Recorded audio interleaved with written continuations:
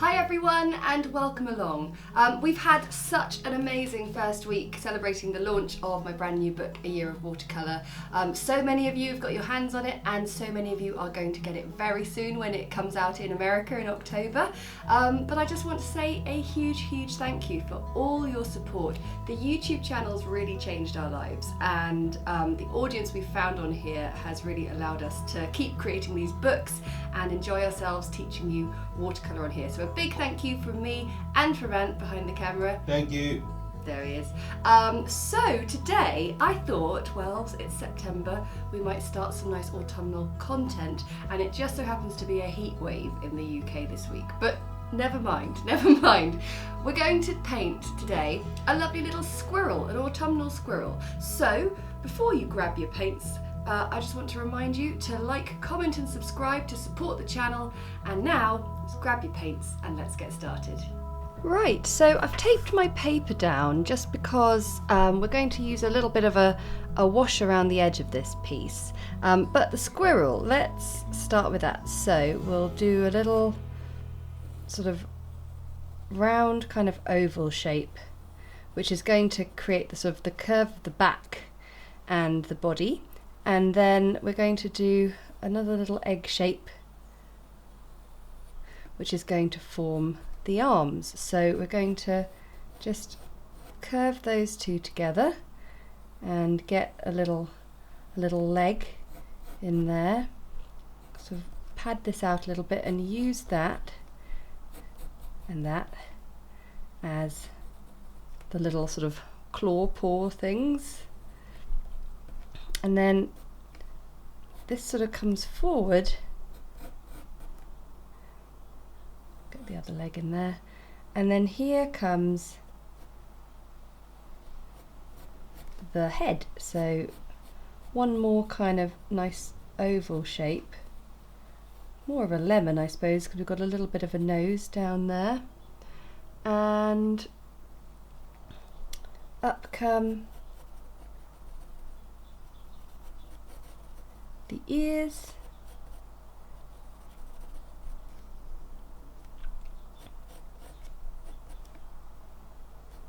then we can just sort of pad that out a little bit, and then here comes the tail up the back,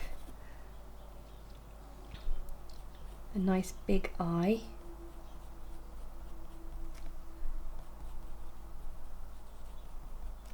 and then we've got a nice little squirrel shape. And then for the feet, just underneath there,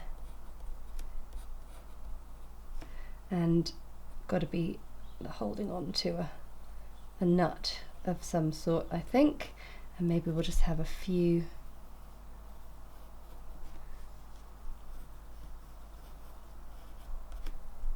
little bits of sort of nutty detritus on the ground there. And what I want to do is I want to sort of build a wash around the edge of our squirrels. So what I'm going to do is I'm going to use my Bloom brush set, which is really fantastic for just creating a wet edge around. It's got a nice sort of large coverage, and then you can get really nice sort of neat crisp points, and then just spread it out and get your wash nicely painted in. So there are lots of uses for having slightly different shaped brushes to the normal. There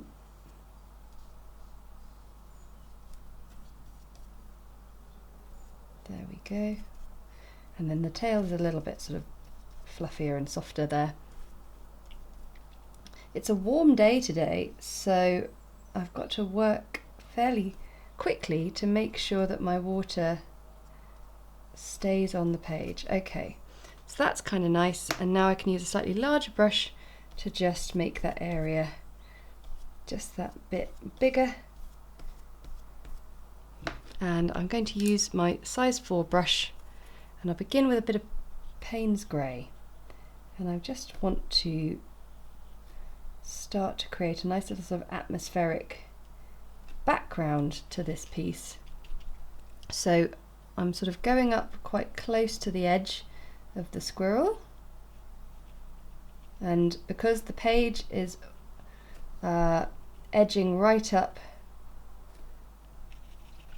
to the edge here, it sort of remains nice and crisp and dry, a nice crisp dry edge, but then bleeds out into the rest of the piece. And this is just a nice way of creating a bit of an atmosphere around your piece. And then I'm also going to bring in just a little bit of sap green and a little bit of green gold as well, just to create a bit of a sort of woodland atmosphere, and I think a bit of burnt sienna as well, to sort of maybe give the sense of some tree stumps or some sort of autumnal ground there. So it's really important to be working quite swiftly at this point to make sure that your page doesn't dry too fast. A little bit of Payne's grey underneath as well, maybe some Payne's grey under the shadows too.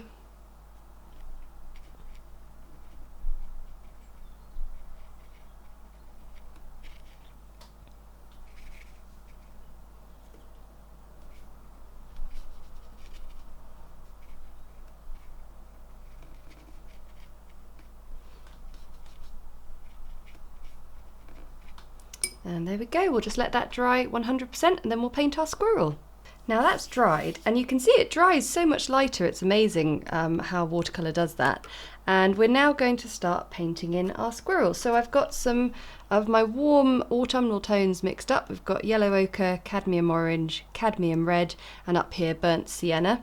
And I'm going to begin with my size 2 brush,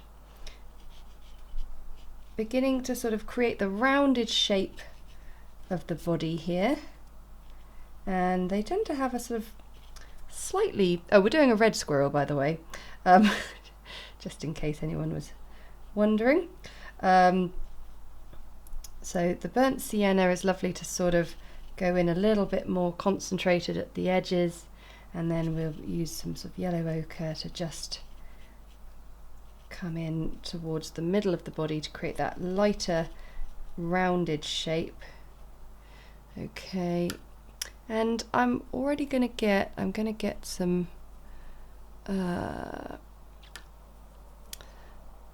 moon glow there, and just also start to bring a little bit of that in. Moon glow is a lovely sort of shadowy tone. It is just one of many options you can go for shadow, but you can see I'm just sort of creating these sort of outer edges of each section and then making sure the inner bits are just a bit lighter. There we go.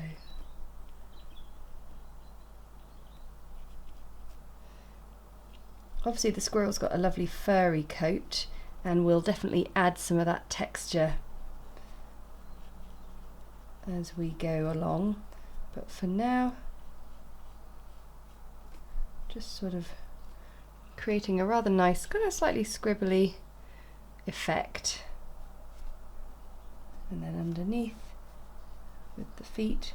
So what's cool about the wash we put down first is because it dries lighter, we can paint sort of slightly overlapping onto it, and it will sort of show up all right on top. Okay, and now coming up the back of the body, we can get a bit of colour, a bit of burnt sienna coming down the edge, and we'll bring that round up the back of the ears. And I clean my brush off and just draw this colour down because we want to get a nice sort of slightly lighter area around the nose.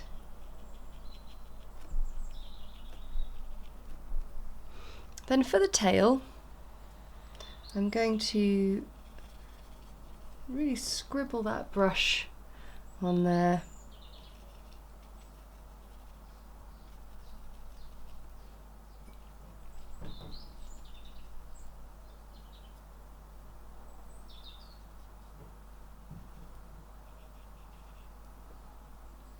Just using a lot of the colours that we've already come across already in the palette.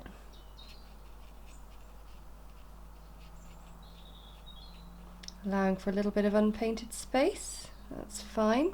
So like I say, we're just creating this nice sort of scribbly squirrel, a scribbly squirrel.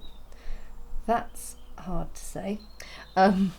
And the other thing I can do whilst we're waiting for that to dry is paint in our little nuts. So I'm just using the same brown tones and just doing a few brush strokes, allowing for a little bit of unpainted space in there.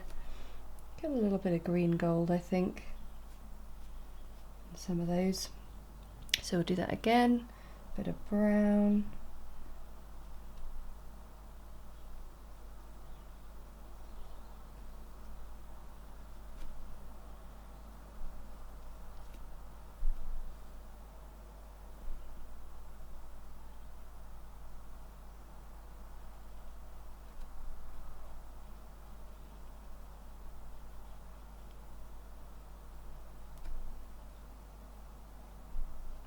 There you go. Right, we just want everything to dry. There's a little bit of a nut there. I might as well put some of that darker colour in whilst it's all still drying.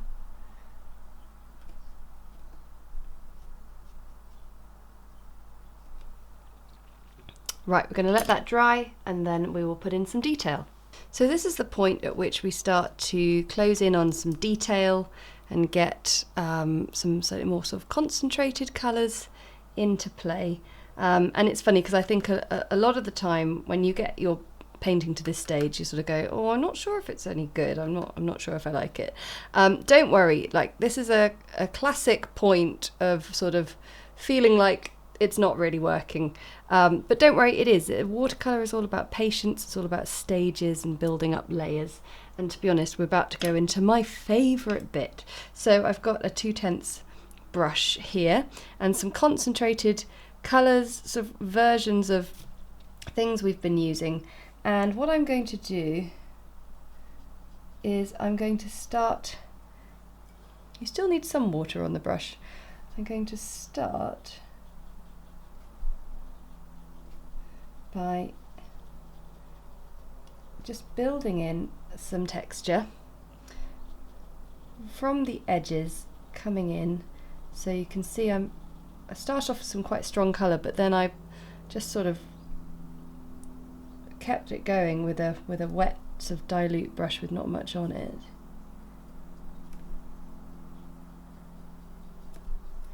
And that hair is just helping sort of show us where the hair is going, the shape of the body.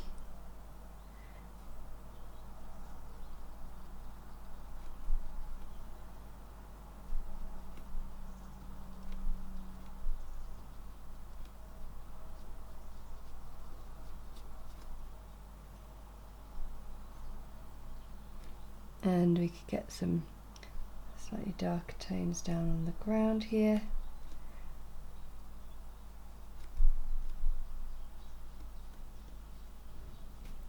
That leg at the back.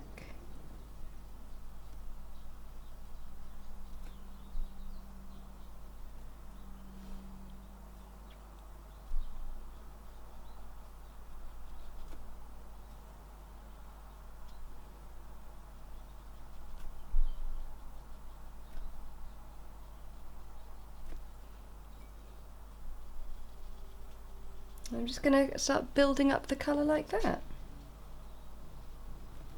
So I'm now going to add a little bit of detail to the nuts. So I'm just again using like concentrated, slightly sort of darkened versions of what we've got here.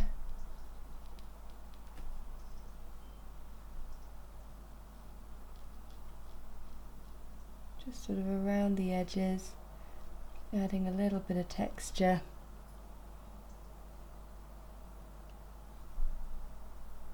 And I'm using my 4/10 brush to paint that in. To finish off this piece, we obviously need to do the little eyes and whiskers and things. So I've got some Mars Black here that I'm just mixing up. And I'm going to use my 4/10 brush to outline first.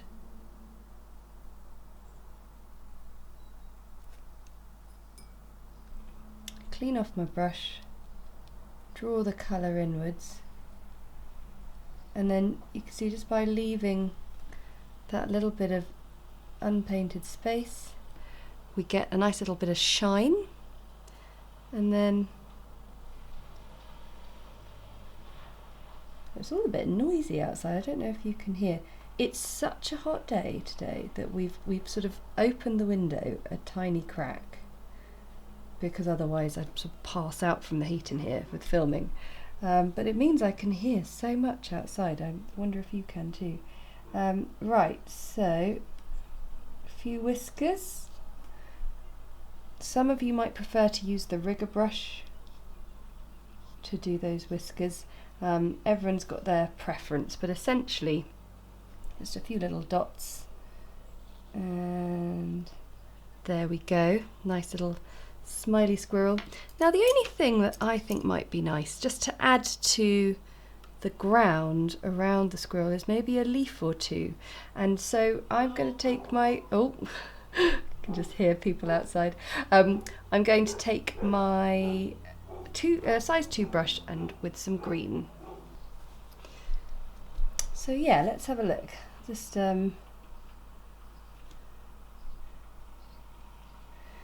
in some nice concentrated colour.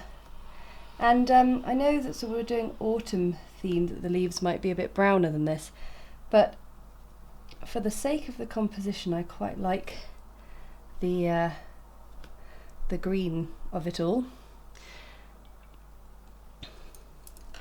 Whoops.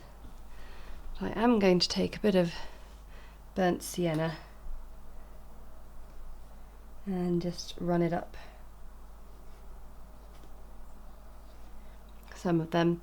And then lastly, I feel like the squirrel is sort of slightly floating around, so I'm going to place just a little bit of a sort of rough texture under his feet and under some of the bits and pieces we've got in our forest.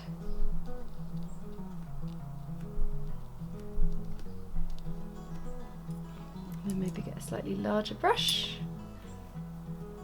Make sure it's not already got a different colour on it. It's always good to just check what's on your brush.